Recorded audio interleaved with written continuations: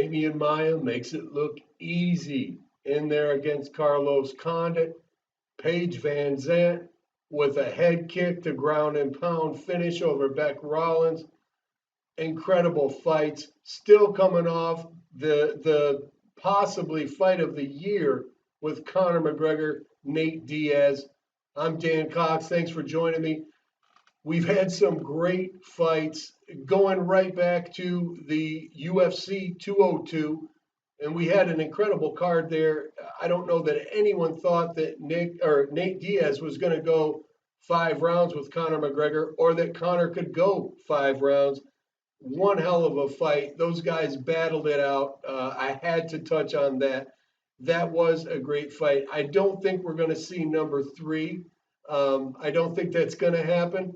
But one thing we did find out is that Conor knows he's not a big enough man to fight at 170. I think he's going to go down to 155, 145, defend that belt. I think he's going to make a home at 155 personally. But I want to get back to the UFC, the Fox card that we just watched. Paige Vanzant coming in against Beck Rollins. I personally expected to see this fight go a little different. I thought we would see Paige doing what she does, the Energizer Bunny. She's a non-stop, kind of a Clay Guida style of fighter, and not much on the striking, more of the pressure, the ground and pound, and the ability to keep someone down.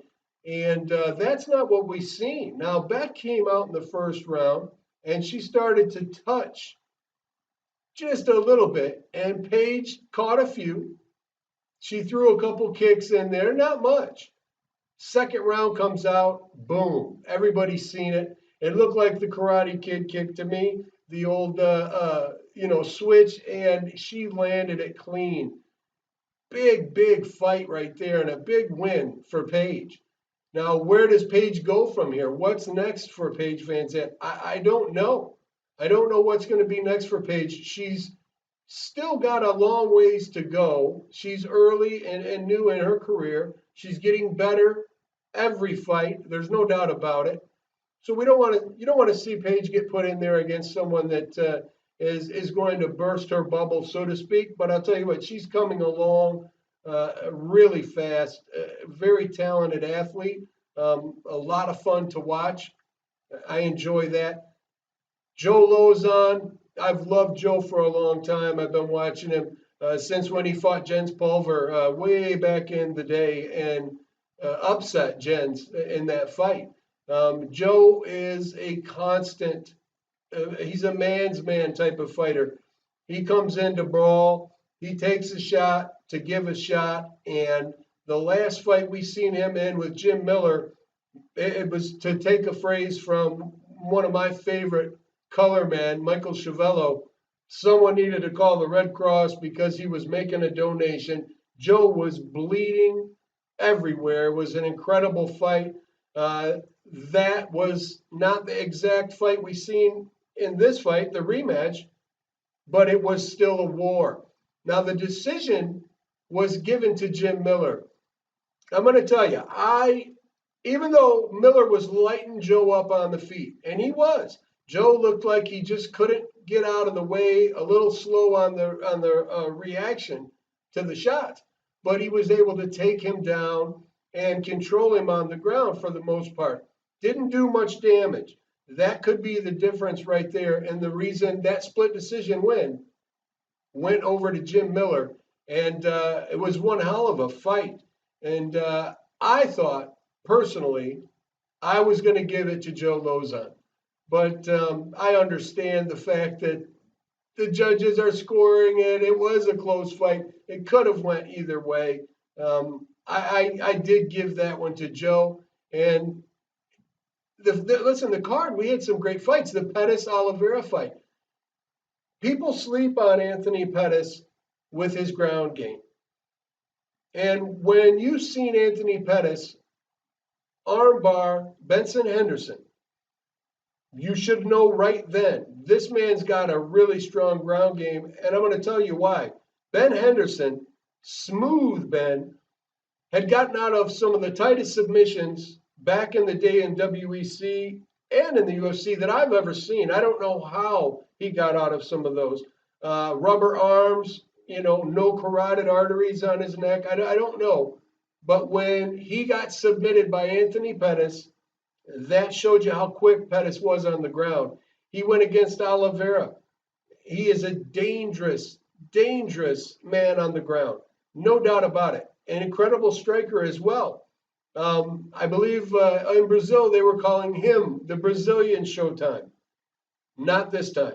Pettis toughed it out. He ate some shots, but he landed some shots. He had Oliveira hurt multiple times in the fight.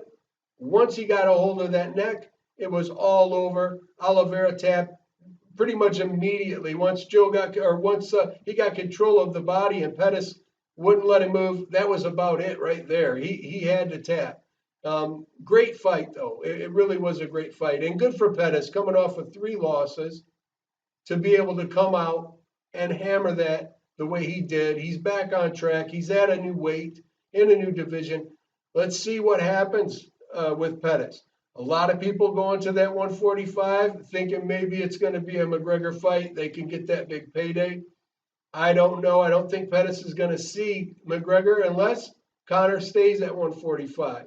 But the fight of the night on this card was Demian Maia against Carlos Condit, the natural born killer. Carlos Condit is one of the scariest fighters that you're going to see. He's good everywhere. He's good everywhere. His striking has improved leaps and bounds. His timing is incredible. Demian Maia coming in. And listen, everyone looks at Demian Maia and thinks just jiu-jitsu. His wrestling is extremely awkward.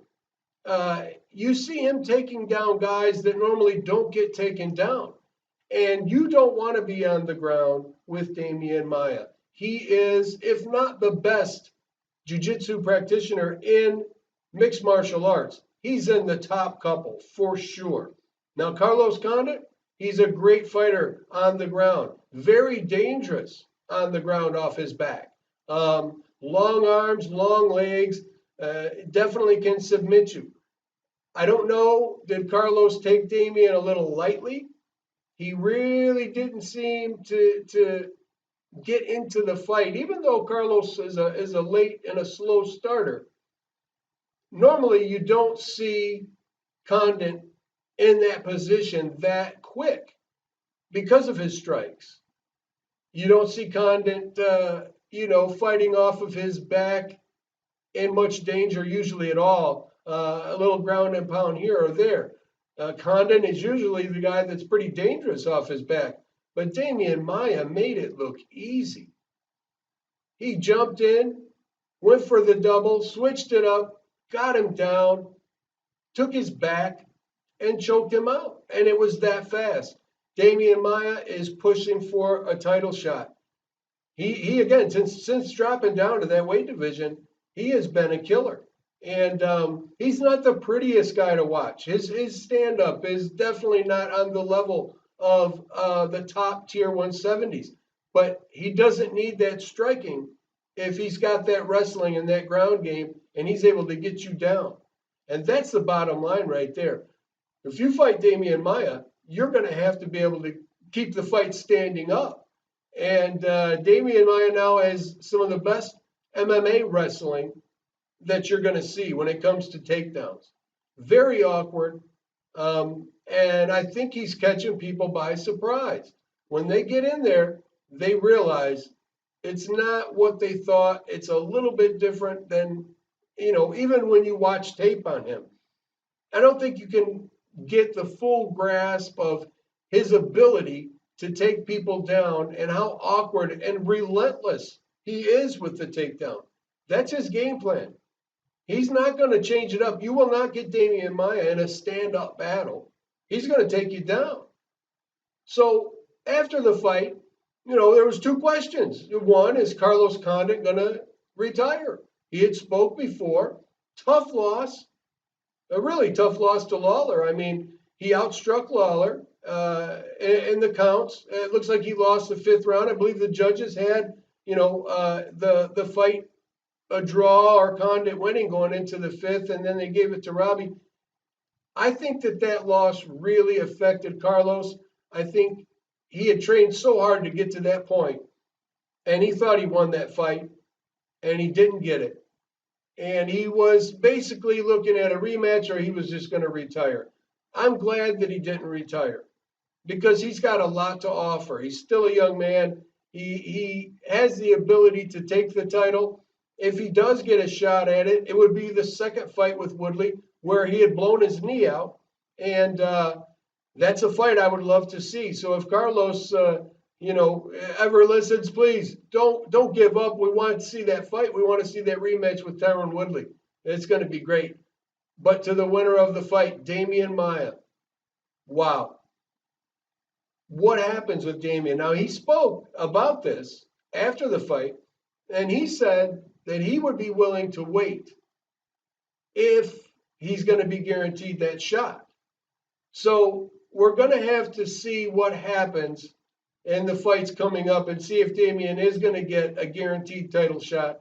You know how this works in the UFC. Really, nothing is guaranteed.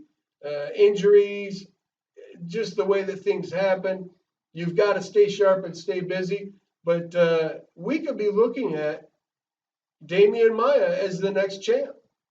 So, Wonder Boy, phenomenal striker. Can he keep the fight standing up against Maia? Tough. I don't know. I don't know if he can. Tyron Woodley, an incredible wrestler, got a great base. Probably the most athletic fighter at that weight class of 170. Can he keep it on the feet with Maia? Man, those are questions that we're going to only find out when they get in the cage and fight. So we've got some great fights to look forward to, some heavyweight bouts that are coming up. Very, very interested in getting a look at this. I want to give a couple shout outs to a few people that have really helped me personally. One's my little daughter, Morgan. I love you so much, Morgan. But I want to give a shout out to Fight TV. They picked the show up. It's enabled us to really come to the next level. We have been working extremely hard in the studio. We've upgraded equipment. We're still trying to work the bugs out with it. But we have some big things coming. The show with Tanya Evinger that I'm doing, we're waiting for the first show to come out, the pilot, if you will. It's going to be a lot of fun.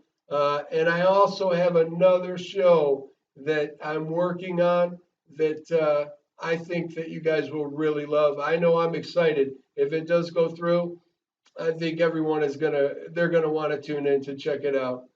So listen, do me a favor. Go to the YouTube channel for Modern Pugilist Entertainment. Subscribe. Go to the app for your phone and get a hold of it because this is a great app. It's the Fight TV mobile app, and you can watch all the shows right there. But you can also watch it on your TV. If you have a Roku device, right there, you go to Fight TV Plus. If you don't have a Roku device, go get one because you don't want to miss this. We got some big, big things coming. So again, thank you guys so much for taking the time to watch. We've got some prizes, some contests coming up. And as a matter of fact, if you've watched the show from the beginning until now and you've subscribed to the channel, say the color purple, you're the winner. We'll be sending you out a couple prizes. It's getting exciting, guys. I'm pretty excited, I got to say. So for Fight TV, Modern Pugilist Entertainment, I'm Dan Cox. Thank you.